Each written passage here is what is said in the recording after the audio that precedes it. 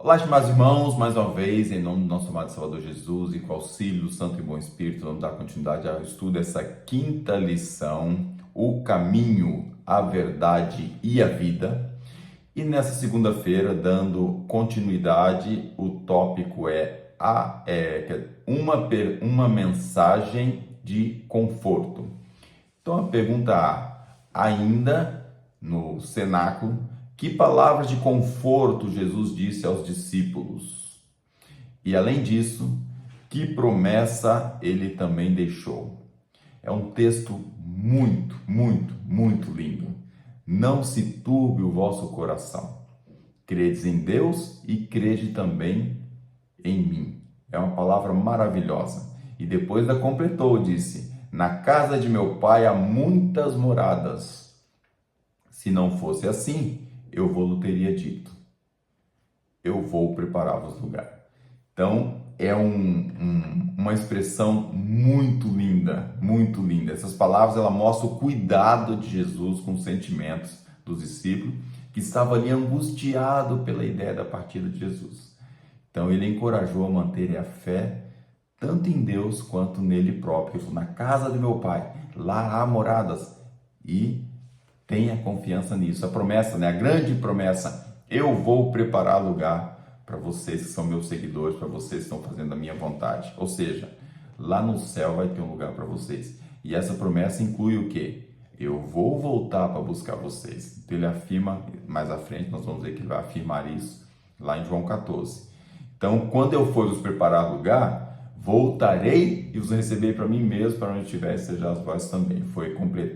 Completou ali as suas palavras. Então, é algo lindo, maravilhoso. O trecho trazido pela profetisa ele traz ali mostrando quão profundo essa mensagem. Então a ida de Jesus não significava que estava o quê? Abandonando eles, mas que isso era um ato de amor. Eu estou indo porque é melhor para vocês. Depois ele falou: vou continuar intercedendo para vocês diante do meu Pai. Eu vou estar fazendo um trabalho ali junto com meu Pai, intercedendo por vocês. E enquanto Jesus prepara a morada no céu, os discípulos, ou cada um de nós, devemos preparar o nosso caráter aqui na terra, porque quanto mais moldarmos o nosso caráter à semelhança divina, mais perto estamos, mais nos preparando estamos. E não só, devemos lembrar que a única coisa que vamos levar para o céu é realmente o nosso caráter. Então, resumidamente, vamos dizer que Jesus ofereceu um consolo, concedeu esperança e uma promessa gloriosa para cada um de nós, que também foi para os discípulos naquela época, do reencontro eterno com Ele. Então, é muito linda essa pergunta, o texto é maravilhoso, uma promessa muito grande para nós. Pergunta B: que evento importante Cristo inclui na sua mensagem? Que já comentamos, vamos voltar a lembrar o evento: e quando eu for e vos preparar lugar, virei outra vez e vos levarei para mim mesmo, para que onde eu estiver, estejais vós também. Promessa mais linda que essa, mais confortadora que essa, para cada um de nós, não tem. Cristo ele inclui na mensagem aquele evento muito importante, que é a sua volta para nos resgatar aqui nesse mundo. Agora vamos ver assim, o significado dessa promessa. Jesus ele não disse apenas vou preparar lugar, ele também assegurou que vinha pessoalmente para buscar os seus seguidores. E para que pudesse estar com ele durante uns dias? Não, para sempre. E essa promessa reforça a esperança cristã na volta literal, naquela volta onde nós vamos estar de pé, olhando aquela mãozinha, aquela nuvenzinha que vai vindo até se tornar algo tão grandioso, tão maravilhoso, tão estrondo, que é estupendo, uma coisa que nunca a mente humana talvez consiga imaginar ou já viu.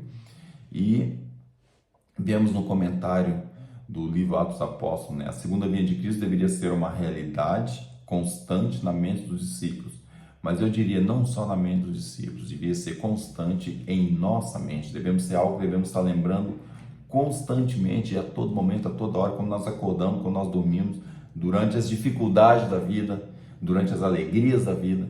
Devemos sempre lembrar da volta de Jesus. Ele realmente está voltando. E o mundo hoje está num colapso tão grande. Nós vemos o burburinho no mundo inteiro, guerra, rumores de guerra, fome, peste, terremotos, inundações, seca para o outro lado, ou seja, o mundo está todo virado do 8. Tudo que Jesus disse aos seus discípulos, nós vamos estudar mais na frente, tudo que Jesus falou que seria assim, olha, eu vou estar voltando quando isso acontecer. Nós estamos vendo hoje debaixo dos nossos olhos. Com o sistema de comunicação que nós temos hoje, nós vemos no mundo inteiro como está. Outra coisa, Jesus, ele subiu ao céu, esse mesmo Jesus vai voltar. E depois o convite, de certa forma, a sua promessa também é um convite, está no seu reino, cumprindo a promessa de estar eternamente com Jesus. Então vamos ver, Cristo inclui a sua mensagem, a esperança da segunda vinda, que é um dos pilares da nossa fé cristã, que é a volta de Jesus, e essa promessa deve ser para nós um motivo de alegria, felicidade, preparo contínuo, principalmente o preparo contínuo, que isso vai garantir que nós tenhamos empenhados, focados e que não vamos ser pegos de surpresa, porque esse local que nós estamos aqui é temporário e muitas vezes estamos tão enraizados, tão focados no terreno, nas coisas terrenas, que esquecemos que isso aqui é um simples local para se passar. Vamos passar aqui 60 anos, 70, 80, os mais robustos, e vamos morrer. E depois temos uma vida eterna. Se nós não focarmos na vida eterna, esse reencontro pode não acontecer conosco. Mas o objetivo nosso é que esse reencontro possa ser certo e eterno na nossa vida. Pergunta C. Que pergunta Tomé fez a Jesus sobre o caminho e que resposta recebeu?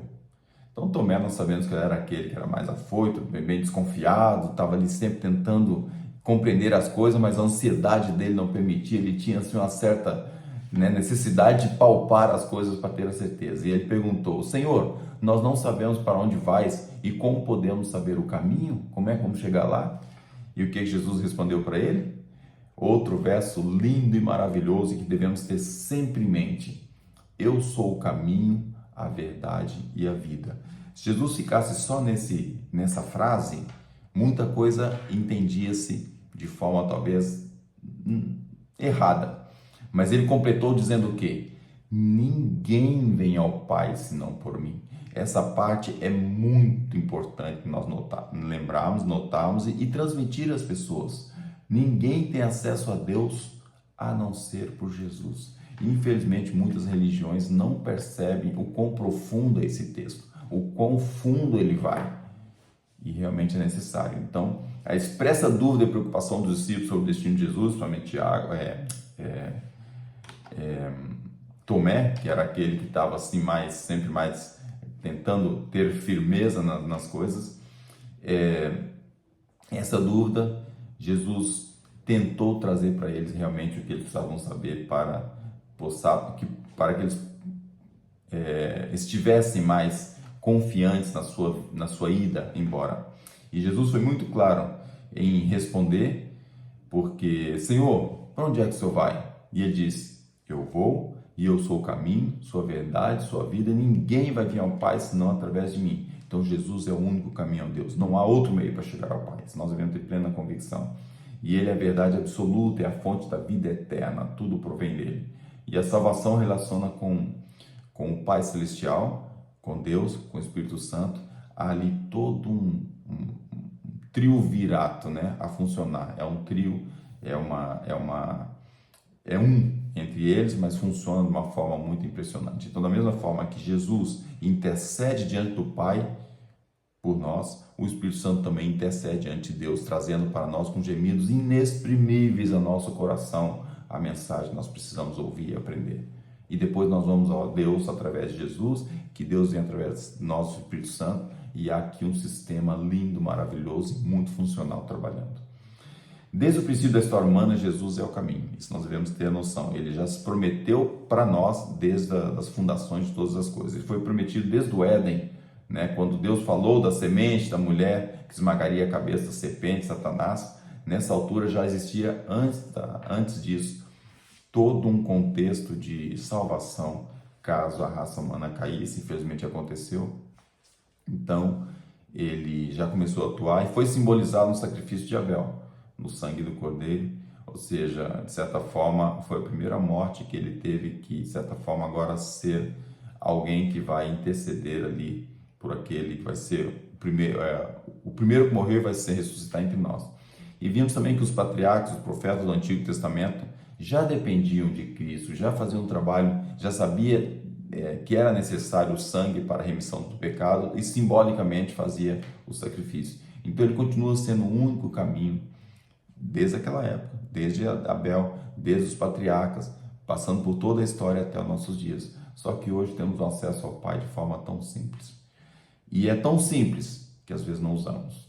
Então Tomé expressou uma dúvida muito comum, é uma dúvida que eu e você podemos deixar subir ao coração, mas Jesus respondeu com uma essência de fé muito grande. Somente por Ele é possível chegar a Deus e também à vida eterna, somente Cristo, só pela graça de Cristo. E a graça de Cristo é algo tão simples, eu não preciso fazer nada. Não há atitude minha que traga a graça de Cristo. A única atitude que eu preciso, ou a única coisa que eu preciso, não é nem ato, seria mesmo uma tomada de decisão, é decidir, eu quero a graça. E a partir do momento que você quer a graça, independente do que você está fazendo, do que você fez, do que você é, não depende nada disso. Depende apenas de você colocar-se em comunhão com Deus, dobrar os seus joelhos e ter acesso a essa graça. Essa graça é que vai fazer tudo por você. É você ajoelhar e entregar nas mãos do Pai, através de Jesus, todas as suas dificuldades. Não interessa o tipo de pecado, não interessa o tipo de problema, não interessa as suas dúvidas, não interessa o que seja. Vá no seu cantinho, ponte de joelho, ponte em comunhão com Deus, através da graça de Cristo. E deixa que flua do trono da graça tudo o que você precisa, o Espírito Santo com gemidos inexprimíveis vai chegar ao teu coração e vai falar com você. Então, que Deus possa nos abençoar e nos orientar e nos ajudar para que possamos lembrar da necessidade de ir ao trono da graça. Só para terminar aqui a lição, há um estudioso no Brasil que é uma pessoa cristã, só que ele também é neurocirurgião. E ao avaliar uma pessoa fazendo uma tomografia experimental com um cristão, ele notou uma coisa que chamou muito a atenção dele. Ele pediu para aquela pessoa entrar em comunhão com Deus enquanto ele olhava o cérebro da pessoa. Que região do cérebro? Que hoje a ciência consegue ver que região do cérebro ativa e desativa com certas coisas. E a região do cérebro que ativa quando você ouve uma coisa, quando você fala, quando você pensa, quando você tem emoção, cada região do cérebro tem uma reação e nota-se ali na tomografia, o sangue ali ia fazer um trabalho maior naquela região. O que ele ficou impressionado, que quando aquela pessoa entrou em comunhão com Deus, claro que a parte da fala, mesmo que ele não estava falando, entrou em ação, mas o que chamou a atenção dele não foi isso. A parte do cérebro que é audição, ouvir, entrou em completo funcionamento. Só que não havia ruído, quer dizer, não havia ninguém falando, não havia expressão, estava um silêncio lá. Só que a parte auditiva acionou de uma maneira muito fluente, muito grande. E ele pensou que era coincidência e fez várias outras experiências e notou que não. Quando a pessoa entra em comunhão com o céu, a parte auditiva é acionada. Ou seja, é exatamente aquilo que a Bíblia fala para nós e que o Espírito de Profecia nos explica. Você entra em comunhão com Deus, é você expressando. A graça de Cristo leva a tua oração ao trono da graça, até o Pai.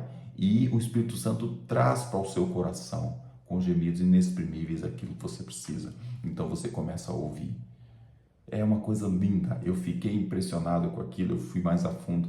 Fiquei impressionado com a pesquisa que esse irmão, é uma pessoa cristã, que é também um profissional da saúde, ele fez. E é isso, irmãos. Vai ao trono da graça, converse com Deus, vai para o teu cantinho. É aquela oração que você faz entre você e Deus, nem os lábios você mexe, que é para o inimigo não fazer a leitura labial. Fecha os olhos, fecha os lábios, concentra-te e converse com Deus. E Ele vai conversar com você, porque a ciência comprovou. A fé já falava isso, pela fé nós cremos, mas a ciência comprovou de que o céu fala com você enquanto está falando com Deus. Então, que Deus nos abençoe e possamos fazer uso dessa graça maravilhosa. Eu sou o caminho, a verdade e a vida, ninguém vem ao Pai senão por mim. E eu vos darei um consolador para que sejais convosco sempre, até todas as coisas acontecerem. Então, são promessas que devemos fazer uso em nossa vida prática. Que Deus abençoe e dê sua graça para isso. Amém.